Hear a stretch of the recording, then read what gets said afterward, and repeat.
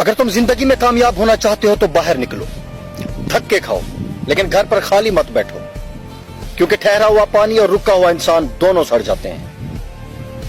बिना मेहनत के कुछ नहीं मिलता। कुदरत चिड़ियों को खाना तो देती है मगर घोंसले में नहीं। जो घर बच्चों को अब पुराना लगता है वही घर माँ बाप को खरीदने में जमाना लगा था। शुक्र है हंसी बाजार में नहीं मिलती, वरना गरीबों से कुछ लोग ये भी छीन लेते।